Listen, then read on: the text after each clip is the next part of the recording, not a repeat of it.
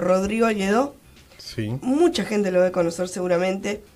Él es máster en Derecho Constitucional y doctor en Derecho. Ha ocupado importantes cargos en su país natal y en España. Él es de Chile. Y ocupa la Comisión Nacional sobre Prisión Política y Tortura. La Comisión Ballet Chile formó parte de esta comisión clave para el esclarecimiento de violaciones de los derechos humanos durante la dictadura chilena. Es jefe del Departamento Jurídico del Programa de Derechos Humanos del Ministerio del Interior de Chile. Bien. Es de la Fundación Internacional Baltasar Garzón. Fue director de esta fundación en España, dedicada a la defensa de los derechos humanos, la justicia y la cooperación internacional. Está también en la Universidad Internacional de La Rioja.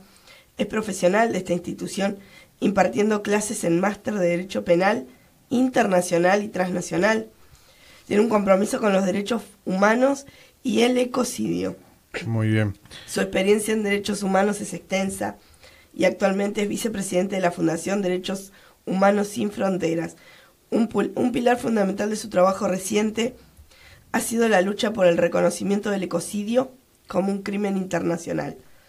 Rodrigo Lledó fue miembro del panel de expertos independientes para la definición jurídica del ecocidio, un panel global de juristas que trabajó en la formulación de una definición legal para este delito. Hoy en día es director para América Latina de Stop Ecocidio Internacional, una organización que impulsa la inclusión del ecocidio en los estatutos de Roma de la Corte Penal Internacional, y su labor en este campo lo posiciona como una voz influyente en la protección del medio ambiente a través del derecho penal.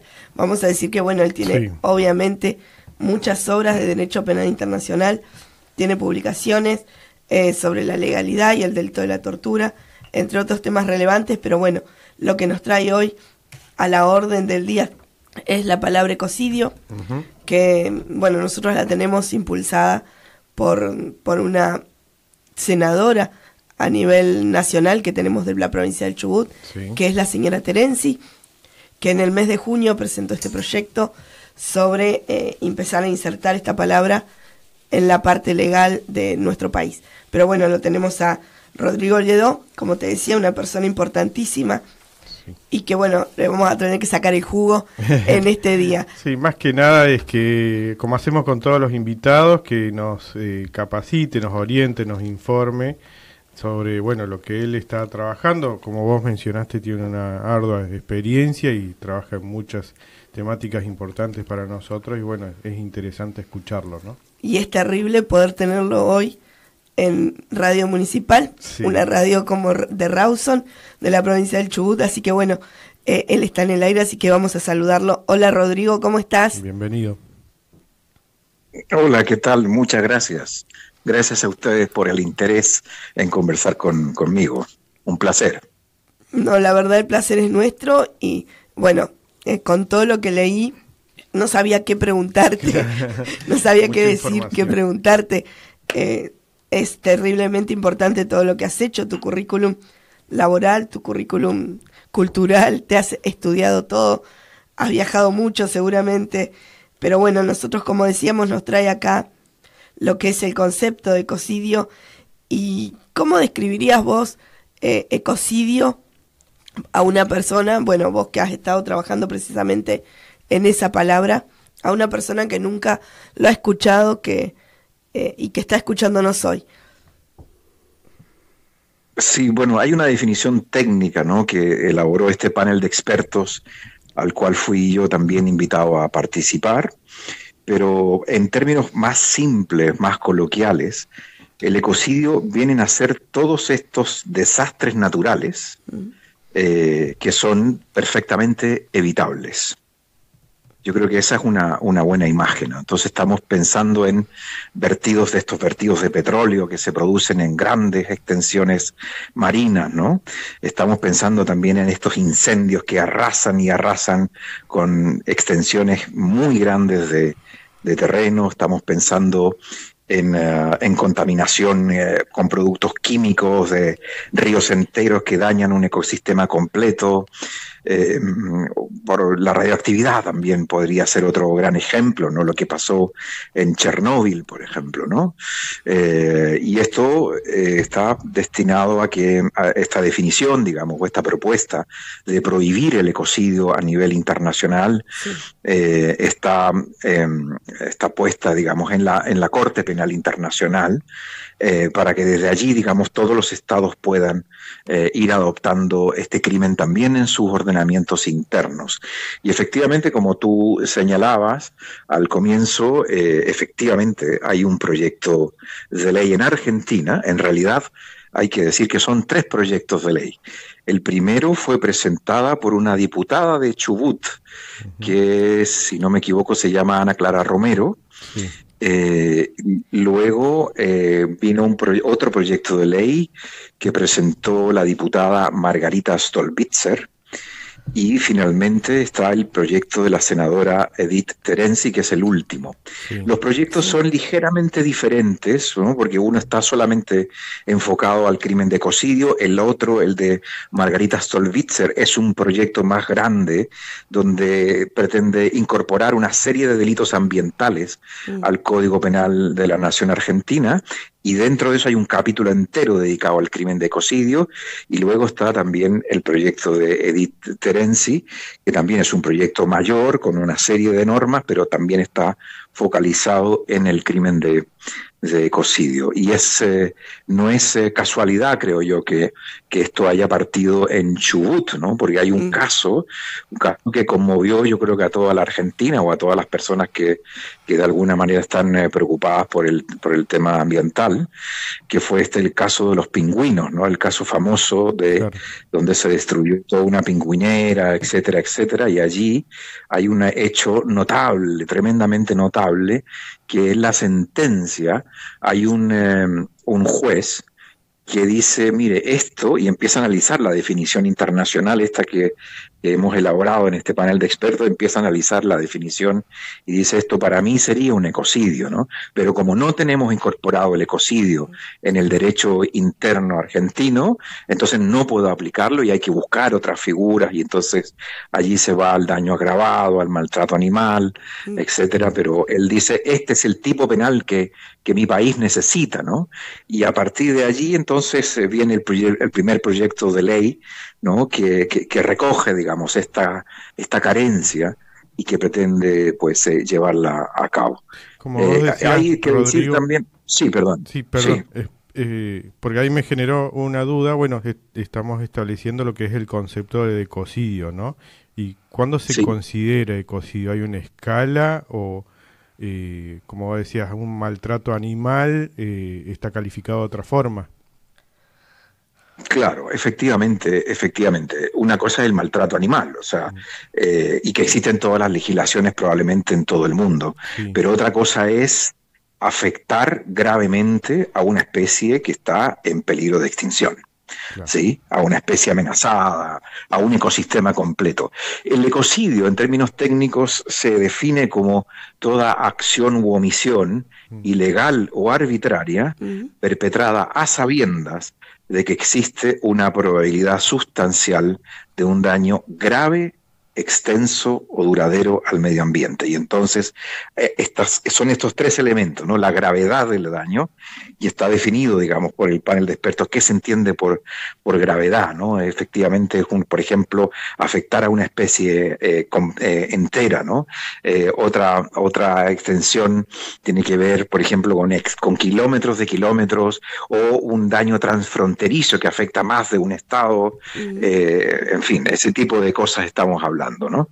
De daños que son excesivamente grandes. Quizá uno puede pensar, digamos, que tal vez el caso de los pingüinos no es en esencia un ecocidio, porque es una cosa más bien acotada, etcétera, pero sí que hay una especie que está amenazada, y entonces eso sí que se recoge dentro de la gravedad de la definición internacional. Claro. Bien, conveniendo que, bueno, Punta Tombo es un área natural protegida que entra en la red de reservas de la biosfera, ¿no? Entonces, que nombra la UNESCO. Entonces, sobre este punto, yo quería preguntarte, ustedes para explicarnos, ¿no?, más los criterios y todo que usaron y con qué desafíos se encontraron a la hora de tener y llegar a esta definición de ecocidio. Sí, bueno, efectivamente, bueno, el panel de expertos estuvo integrado por 12 juristas de todo el mundo, de los 5 continentes. Y contó con varias cosas bien particulares, ¿no? Tenía que tener, como no, equilibrio de género, tenía que tener también inclusión racial y étnica, o sea que tenían que haber pueblos indígenas de alguna manera también representados, ¿no? Gente de todas las razas, de todas las etnias, etcétera. Y bueno, en América Latina éramos 2, uno era Pablo Fajardo, que es un abogado ecuatoriano, él es indígena, sí, y es ganador del premio Goldman, que viene a ser algo así como el premio Nobel de Medio Ambiente, ¿no? Y él lo ganó por el caso Chevron. Él elaboró el caso Chevron en su país por un gran vertido de petróleo que se produjo en la Amazonía ecuatoriana, que, vamos, tiene sus efectos nocivos hasta el día de hoy. Y el otro, bueno, quien les habla, ¿no?, que en ese momento yo era director de la Fundación Internacional Baltasar Garzón. Bueno, entonces estos 2 expertos eran expertos en derecho penal internacional, en derecho ambiental. Habían jueces de la Corte Interamericana, no de la Corte Interamericana, de la Corte Penal Internacional, sí, ex jueces, ex fiscales también de la Corte, profesores universitarios. Había un profesor de la Universidad de Florida, otro profesor de la Universidad de Harvard, de la Universidad de Londres, etcétera. O sea, gente y de la Universidad de Berkeley también. Entonces, bueno, distintos expertos, ¿no? Y fue complejo ponernos de acuerdo entre todos, porque también hay distintos sistemas jurídicos, no es lo mismo el derecho anglosajón, el llamado common law, que el derecho civil continental más propio de España, Francia, Italia, Alemania y por extensión todos los países de América Latina, ¿no? Entonces no fue tarea sencilla. Y como siempre en todo grupo humano, pues rápidamente se crean dos subgrupos, ¿no? Unos queríamos que la definición fuera lo más amplia posible para que pudiera proteger la naturaleza de la mejor manera posible, y otros, con un criterio de realidad, pues querían que la definición fuera más bien restringida, porque decían la definición, si es muy amplia, puede ser muy bonita, pero ningún Estado la va a apoyar, porque se va a ver comprometido también el interés que tienen las grandes corporaciones en hacer sus negocios y tal. Entonces, bueno, entre una cosa y otra, la definición finalmente es un balance, un equilibrio entre lo que queremos proteger, lo más que queremos proteger, pero también lo que es factible, digamos, de ser protegido con un criterio de realidad. Y ese equilibrio es posible verlo a través de toda la definición, ¿no? Les pongo un ejemplo simplemente en cuanto al daño. He dicho que el daño tiene que ser grave, extenso o duradero. Estos términos vienen del protocolo adicional de los convenios de Ginebra del año 77, las convenciones de Ginebra son del 49, pero este protocolo adicional número 1 es del año 77, y allí se recoge una figura de crimen de guerra cuando hay un ataque al medio ambiente que provoca un daño grave, extenso y duradero al medio ambiente, o sea, los 3 elementos copulativamente. Bien. Pero por otro lado hay otra convención sobre armas que destruyen, que modifican el medio ambiente, y ahí se recoge que el daño tiene que ser o grave, o extenso, o duradero, o sea, una de las 3. Y entonces el panel de expertos dijo, bueno, hasta que establezcamos un equilibrio, y el daño tiene que ser siempre grave, y además o extenso o duradero, o sea, 2 de los 3 elementos. Y esto es muy bonito porque en este debate, ¿no?, si somos más amplios o somos más restringidos, en algún momento uno de los miembros del panel le dijo, pero ¿existen realmente ejemplos de un daño grave y extenso que no sea duradero, o un daño duradero, grave y duradero, pero que no sea tan extenso, y entonces sí que encontramos ejemplos de eso, ¿no? Hubo un caso, por ejemplo, en un vertido de petróleo en el norte de España, en el mar Cantábrico, que afectó a Francia, afectó a España y a Portugal, o sea, un daño súper extenso, súper grave, un vertido de petróleo que mató, digamos, todas las seres vivientes de la costa, de esas costas, pero hoy día, después de 20 años, la costa se ha recuperado, ¿no? Y ya los marinos pueden volver, digamos, a pescar allí, con ayuda del ser humano, se limpiaron las costas y tal, pero en 20 años ya se ha limpiado eso. Entonces ese es un daño grave, muy extenso y no tan duradero, pero sí que tenía que ser ecocidio. Sabíamos que eso, algo así tenía que ser ecocidio, ¿no? Claro. Y un ejemplo de un daño muy grave, muy duradero, pero no tan extenso, es, por ejemplo, lo que ocurrió en Chernóbil. Esta central nuclear, ¿no? que explotó, que reventó. Sí. El daño allí es muy grave y es muy duradero. Estamos hablando de siglos y siglos para que eso se vuelva a recuperar. Esa zona estaba inhabitable y de hecho han puesto este cofre encima, ¿no? Y ya se está deteriorando y habrá que poner otro. Es un tremendo problema, pero está en una zona acotada. En una zona bastante acotada. Es verdad que al comienzo sí que los efectos, digamos, de esta explosión dieron la vuelta al mundo, pero hoy día el daño perdura en una zona muy acotada y perdurará, digamos, como digo, por siglos de siglos. Entonces ahí tienen ejemplos, digamos, de daños muy graves, extensos y no tan duraderos, o un daño muy grave, muy duradero, pero no tan extenso, y ambas imágenes, digamos, ambos conceptos tenían que estar dentro de la definición de ecocidio. Por supuesto, sí. Eso, lo del caso de Chernobyl, lleva más de 40 años y hasta el día de hoy siguen trabajando en remediar esa situación, ¿no? Y todo lo que conllevó a toda una ciudad a irse y todo más allá de las personas, los animales, la fauna que se perdieron, es irremediable, ¿no? Así es. Sí. Y tengo una consulta porque te iba escuchando atentamente mientras yo me imaginaba siempre a nivel local o acá en la zona de la Patagonia, con el caso de los castores que hay en la Patagonia que están desmontando y cambiando el hábitat de otras especies. ¿Eso también no se enmarcaría dentro de un ecocidio? No conozco exactamente el caso que mencionas de los castores. Claro que hay, quizá me faltaría, por ejemplo, en toda la Patagonia, específicamente en Ushuaia, están modificando el curso de los ríos, es por parte de especies invasivas, o más allá de los castores. Seguramente en Chile suele pasar también, que vienen especies de otros países y modifican el hábitat no solamente de la fauna sino de la flora, ¿no? Y afecta gravemente al curso de los ríos, o ahora que está de moda el tema de los carpinchos que modifican el hábitat de otras especies, ¿no? Que desaparezcan. Claro. Bueno, habrá que analizar en concreto, ¿no?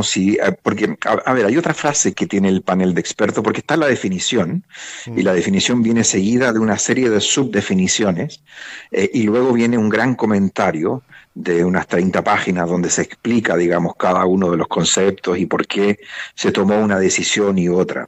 Y hay una frase que tiene el panel de expertos y que dice que desde que el ser humano está en el planeta, estamos siempre modificando nuestro medio ambiente. ¿Sí? Sí. Y eso en principio no es malo, digamos, lo hemos hecho toda la vida, ¿no? Pero todo tiene un límite, y el límite está dado por una desproporción desmedida, exagerada, entre el beneficio social o económico que se va a obtener versus el daño ambiental. Es decir, yo puedo tener algún tipo de transformación del medio ambiente en la medida en que eso esté justificado, desde el punto de vista social, sobre todo, ¿sí? Ahora, si eso no está justificado socialmente, entonces sí que podrá existir esta desproporción y entonces sí que podrá ser ecocidio eventualmente. Entonces, si se está modificando el curso de los ríos porque va a haber una represa que va a traer electricidad a una zona que lo necesita, y tomas precauciones para disminuir el daño ambiental lo más posible, etcétera, eso en principio no sería un ecocidio, ¿no? Pero sin embargo, si tienes un proyecto, no sé, un proyecto extractivista o en la misma represa y tal, y vas a poner en riesgo, en peligro de extinción a toda una especie, o vas a destruir un ecosistema completo, entonces eso es una desproporción, ¿no? Y eso no estaría justificado. Entonces habría que ver el caso concreto, pero de eso estamos hablando, ¿no? De grandes desastres ambientales. Lo que recién te comentaba Matías es en el Delta, los carpinchos, pero ha sido producto del avance del hombre, en donde ha empezado a lotear y le hemos empezado a ganar terreno a los carpinchos. Los carpinchos es un tema que saltó acá hace algunos meses. Por esta semana hasta se ha involucrado el mismo gobierno nacional, funcionarios del área, y están viendo, porque el carpincho anda como si fuera un perro, un gato, anda en la calle de manera normal, pero es el hábitat de ellos, bueno, donde nosotros hemos invadido. Bueno, no ha habido un previo, obviamente la gente que se está empezando a ir a mudar a esos lugares, se está quejando porque andan estos carpinchos, que no sé bien qué hacen, pero uno ve las imágenes y andan caminando como si fueran perros. Pero bueno, es producto del avance del hombre, ¿no? Que no ha previsto estas situaciones. Pasa en esta zona, nosotros estamos en la zona de la provincia del Chubut, hay mucha gente que por descanso, por no sé cómo decirlo, pero se va a zonas de lagos, donde obviamente hay pumas, hay zorros, hay chanchos jabalíes, pero ellos son parte del hábitat. Claro. Nosotros somos los que invadimos y no tomamos dimensión de esas situaciones. Pero bueno, no hay un estudio previo a esta situación, y bueno, ahora en el Delta, estas últimas semanas ha sido noticia nacional, donde están viendo cómo reubicar a estos carpinchos que son nativos de esa zona. Exacto. ¿No? Sí. Claro. Digamos que la especie invasora somos nosotros, ¿no? Exacto. Siempre. ¿Cómo nos nombramos nosotros en esta hora, no? Sí. Bueno, hay un principio en derecho ambiental, que es el principio de precaución o el principio de prevención, que es precisamente el que obliga a hacer estos estudios de impacto ambiental y todas estas cosas, porque como especie humana hemos cometido un montón de errores, ¿no? Hay químicos que estarán ahora por siempre con nosotros, que no se degradan por el medio ambiente. El tema de los plásticos es un problema global, de los microplásticos que tenemos incluso en nuestra sangre, ya te lo miden ahora, cuánta concentración de microplásticos tienes en tu sangre y todo eso. Realmente este principio lo que pretende es, oiga, si vamos a ir a un lugar, si vamos a transformar el ambiente, si vamos a hacer esto, que haya un estudio primero, ¿no? Un estudio previo para ver cuál va a ser el impacto que vamos a provocar nosotros, ¿no? Claro, es como pasa que cuando nosotros viajamos a veces y vemos algo que no hay, si no tomamos conciencia de que si va a afectar, no sé, el paisaje, si va la biodiversidad, cosas tan grandes nosotros traemos. Y por ahí decimos, bueno, vamos a traer dos, porque esto fue así seguramente. Dijeron, bueno, vamos a traer unos carpinchos y a ver qué pasa.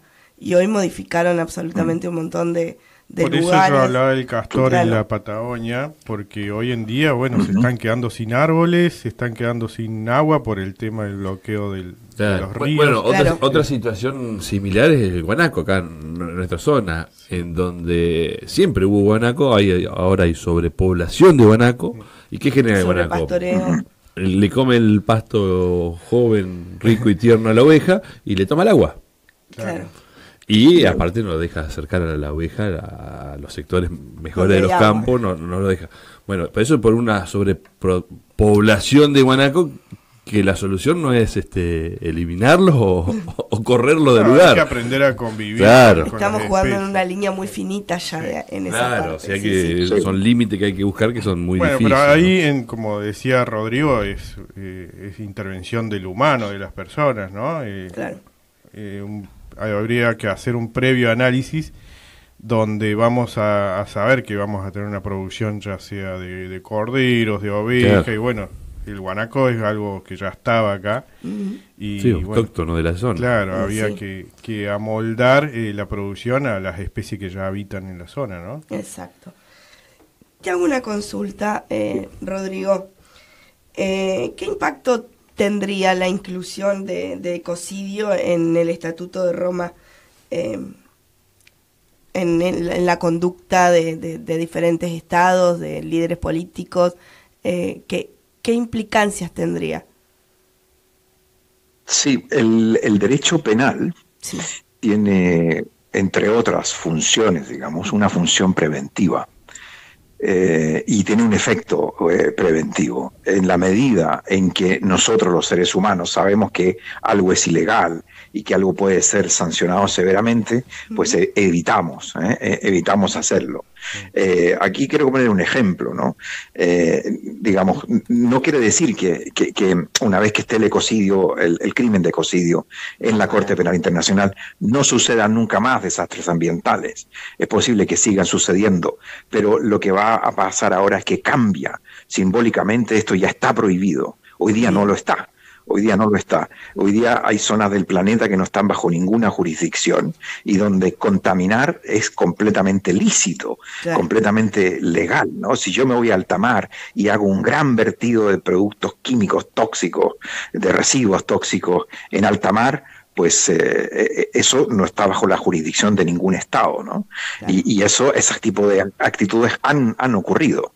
Entonces, la idea de que exista el ecocidio a nivel internacional significa que va a proteger el planeta, digamos, completo, independientemente de dónde suceda. Esa es el objetivo final. Entonces, bueno, así como el hecho de que exista el crimen de digamos de homicidio no hace que no existan más homicidios, ¿no? Claro. Lo mismo va a suceder con el ecocidio. Que exista el ecocidio en el estatuto de la Corte Penal Internacional no va a hacer que nunca más sucedan desastres ambientales, pero sin duda que cambia la situación, ¿no? O sea, no es lo mismo que si fuera lícito matarnos entre nosotros. Imagínate qué mundo sería ese, ¿no? Sería un mundo completamente caótico, ¿ah? Digamos que el derecho penal tiene un efecto preventivo, es un efecto también limitado, pero es sin duda que entre tenerlo y no tenerlo hay una gran diferencia, ¿no? Y esa gran diferencia va a hacer que las grandes corporaciones, claro, transnacionales sobre todo, y los estados, los grandes estados contaminantes, tomen medidas, digamos, de prevención de posibles desastres ambientales de enormes proporciones. Y hoy día no está sucediendo, digamos, hoy día da un poco lo mismo, ¿no? Durante mucho tiempo se dijo el que contamina paga, ¿no? Y todavía se sigue diciendo, es como una suerte de principio también que está de derecho ambiental. Si usted contamina, usted tiene que pagar la descontaminación, claro, pero eso en realidad no funciona en la práctica y desgraciadamente no funciona porque la empresa, pues si tiene que descontaminar, traduce a precios y al final los que pagamos somos los consumidores. Y si se trata del Estado, el que ha contaminado, el Estado pues saca sus ingresos de los impuestos y pagamos los contribuyentes. ¿Y dónde está el efecto preventivo? ¿Dónde está el efecto disuasorio para estos grandes desastres ambientales? Por eso es que nosotros creemos que tiene que haber un crimen internacional para que se produzca una disuasión individual del sujeto. Entonces ya te lo vas a pensar dos veces porque claro, el responsable eres tú, no es solamente tu empresa, sino que el responsable eres tú, con nombre y apellido. Claro. El gerente general, el CEO se dice hoy día, ¿no? El CEO, sí, que ha tomado la decisión, ¿no? de decir, bueno, total, no importa, la legislación no me está obligando demasiado, así que tomaré las mínimas medidas posibles porque me da igual. Ojalá que no se produzca el desastre ambiental, pero si se produce, a mí lo que me interesa es ganar dinero, y con esto estoy ganando mucho dinero. Ese tipo de actitud es la que nosotros queremos combatir con este crimen internacional de ecocidio. Claro, sí, yo estaba pensando justamente en eso. Uno cuando dice ecocidio se imagina en grandes desastres catastróficos como grandes incendios o derrames o la tala de bosques. Y hoy tenemos un problema muy grande, que vos los mencionaste, el problema de los plásticos, que no se lo ve así, ¿viste? Y directa o indirectamente las grandes industrias no se miden en la producción de plásticos o elaborar productos que tengan compuestos plásticos, y no, por lo menos desde acá no veo que se lo tome todavía como una figura de ecocidio lo de la generación de plásticos o productos que hoy en día no son necesarios que contengan de plásticos o cualquier elemento, desde electrónico hasta alimenticios, tienen compuestos plásticos. Y no se aplican medidas para que no se sigan generando nuevos productos o modificar alternativas para no consumir plásticos, ¿no? Efectivamente, falta, digamos, un gran consenso global para, por lo menos, reducir drásticamente el uso de los plásticos. Los plásticos son un problema. Hemos hablado de los microplásticos, digamos, claro. El plástico que tienes dentro de la sangre y tal, pero también no hemos hablado, y es una realidad horrorosa, son estas islas de plástico que existen también en los océanos, ¿no? Donde se acumula y se acumula y se acumula el plástico. Nuestra huella es enorme en este sentido, ¿no? Y es algo que sí que, digamos, es un efecto acumulativo. No es un gran desastre natural, digamos, identificable, ¿no? Como tú decías, bien, como un vertido o como un derrame de algo, etcétera, de productos tóxicos, sino que es un daño acumulativo. Pero este daño acumulativo, pues también podrá caber dentro del concepto de ecocidio una vez que esto se adopte a nivel internacional. Otro gran, digamos, responsable de daño acumulativo es justamente el cambio climático.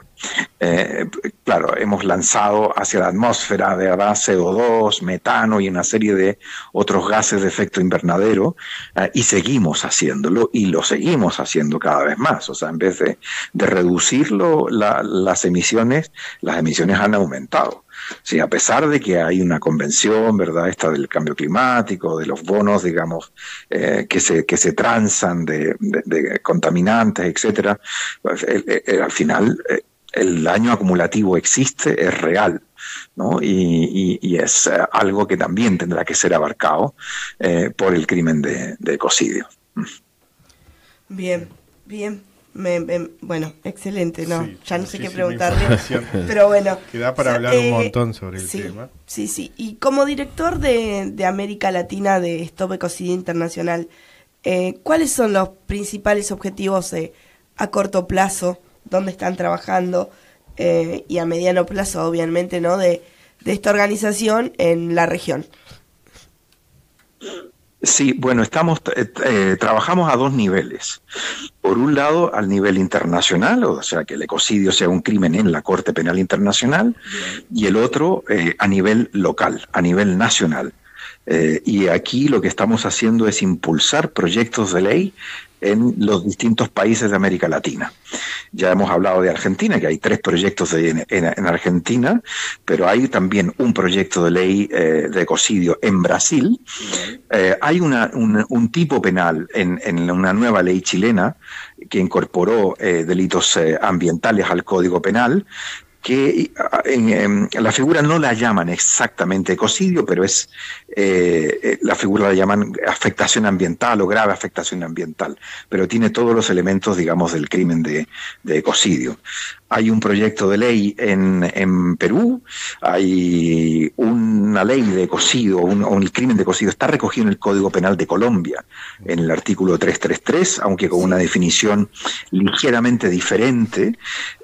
Hay otro proyecto de ley de ecocidio en República Dominicana, han habido proyectos de ley de ecocidio en Bolivia también, en México, etcétera. Estamos impulsando nosotros estas leyes nacionales de ecocidio, porque es necesario no solamente que exista el crimen a nivel internacional, sino también en la legislación interna, por una cosa que es el principio de complementariedad. Es decir, la Corte Penal Internacional solamente entra a conocer de aquellos crímenes que son de su competencia cuando el Estado no lo ha hecho, cuando el Estado no ha querido hacerlo o no puede hacerlo, ¿sí? Pero el primero que está llamado a ejercer jurisdicción sobre estos crímenes de su competencia son los Estados. Y entonces necesitaremos que el ecocidio esté en la Corte Penal Internacional, pero también en las legislaciones internas. Y bueno, estamos en eso, en esa tarea, digamos, de promover por los distintos países de América Latina la adopción del crimen de ecocidio a nivel nacional y también el apoyo a nivel internacional. Y objetivos a corto plazo, bueno, estamos con los ojos puestos en la COP30, ¿no? Estaremos nosotros presentes allí y estamos trabajando para que varios estados hagan una declaración potente sobre la necesidad de adoptar el crimen de ecocidio. La propuesta de ecocidio ha sido los primeros que secundaron, digamos, los primeros estados que secundaron esta propuesta han sido los estados insulares, ¿no? Los pequeños estados insulares del Pacífico Sur, que están quedando literalmente bajo el agua hoy día. Esto que parecía un poco distópico, ¿no? De que el nivel del mar va subiendo y que hay islas que van a desaparecer, pues ellos ya lo están experimentando, ¿no? Durante épocas del año ya el mar se les mete. Ellos lo llaman invasiones marinas, y significa que hay zonas de las islas que quedan bajo el agua, que afecta a los cultivos, afecta su forma de vida, y tienen que emigrar, digamos, a las partes más altas de las islas. Esto ya está sucediendo y por eso estos países lo han apoyado. Luego otro país que ha sido también un referente ha sido la República Democrática del Congo, que también es un paraíso, ¿no? Es un paraíso, o lo era, ¿sí? Con una de las selvas más importantes, digamos, del planeta. Pues ellos han también tomado el testigo y han sido muy apoyadores, digamos, de nuestra propuesta. Y estamos trabajando en América Latina para que hayan países también potentes que puedan también secundar esta iniciativa. Estamos haciendo las tratativas con México, con Brasil, que la misma cumbre será allí en la COP30. Entonces, bueno, eso es más o menos lo que estamos. Excelente, excelente. Bueno, mira, vamos a ir cerrando. Pensamos que siempre decimos las entrevistas son 15 o 20 minutos, pero bueno, con exponentes así, ¿cómo no vamos a estar siempre se más tiempo? Sí. Bueno, estamos hablando de un tema nuevo, sí, y está bueno desarrollarlo. Pues Rodrigo, acá, bueno, nosotros siempre decimos radio ambiental, más allá de ser de acá de Rawson, Chubut, la capital de Chubut, es el único programa que se dedica a hablar de ambiente hace ya un tiempo. Por eso tratamos de traer realidades, gente profesional de otros países, de otras áreas, para que, bueno, expliquen la realidad en que están trabajando y amplificar y replicar estas voces como la tuya para, bueno, saber para dónde se dirige el mundo, cómo estamos nosotros parados y empezar a trabajar en educación ambiental y en la conciencia de cada vecino de acá de Rawson, ¿no? Y hablar de estos temas que se habla tan poco, ¿no? Sí, la verdad que escucharlo a Rodrigo de estas cuestiones no se escucha, no lo vemos en la tele, la verdad que son temas que se hablan poco y debería ser todo lo contrario, ¿no? Sí. Bueno, Rodrigo, así como para ir cerrando, ir despidiéndote, un consejito que nos podés dejar para la audiencia desde tu opinión, desde tu visión del mundo y del planeta. Sí, bueno, no sé si consejo, pero yo quería agradecerles a ustedes el espacio, porque yo creo que es importante dar a conocer iniciativas como esta, porque pareciera muchas veces de que el mundo se va al carajo y que no estamos haciendo nada para evitarlo, y sí que se están haciendo cosas. Sí que hay iniciativas concretas como estas que te devuelven un poquito la esperanza, ¿no? en la humanidad, de que efectivamente sí que hay cosas que se pueden hacer y hay gente que está trabajando en distintas partes del mundo, dejándose la piel, digamos, para que esto mejore, y es importante darlas a conocer porque le devuelven la esperanza, sobre todo a la gente más joven, ¿no? Que muchas veces sufren esta cosa que ya está descrita en la literatura psicológica, ¿no? De la ecoansiedad, ¿no? Como saber, digamos, de que la vida que te espera, digamos, el mundo que te están dejando las personas mayores, pues no va a ser lo mismo, y que va a ser una vida mucho más difícil, más compleja, y estamos expuestos a una amenaza seria y cierta de un desastre ambiental global. Y entonces, bueno, sí que hay gente que está haciendo cosas y es importante darlos a conocer. Y nada, el mensaje para la gente joven creo que podría ser un poco eso, ¿no? De informarse de iniciativas como estas, y de apoyarlas de alguna manera, en redes sociales, en las conversaciones o en lo cotidiano también, ¿no? Pues finalmente son los estados, son los políticos los que van a tener que tomar estas decisiones, detrás de ellos están las empresas, hay intereses, etcétera, pero estamos conversando con todos ellos. Tenemos incluso una línea de trabajo con empresas, porque las empresas no son nuestros enemigos, tienen que ser parte ellos también de la solución, ¿no? Entonces la idea es esa, ¿no? Generar un gran consenso mundial, global, para proteger nuestro ambiente y empezar a vivir, yo diría, no de una manera sostenible. Yo creo que el concepto es otro, que lo acuñan los pueblos indígenas de todo el mundo, que el concepto es la armonía. Mira, vivir en armonía con nuestro medio ambiente. Sí. Bueno, Rodrigo, muchas gracias. En redes sociales te podemos encontrar el trabajo que están haciendo, como tu nombre, o tienen algún nombre institucional. Sí, Stop Ecocidio. Nuestra organización se llama Stop Ecocidio. Bien. Stop, así de alto en inglés, S-T-O-P, Ecocidio. Bueno, y estamos en 3 idiomas, en inglés, en francés y en castellano, en español. Espectacular. Sí. Perfecto. Bueno, muchísimas gracias por participar de Radio Ambiental. Como le decimos a todos los invitados, tenés nuestros micrófonos abiertos cuando quieras hablar sobre el tema. Y bueno, todo nuestro apoyo desde acá de Rawson Chubut.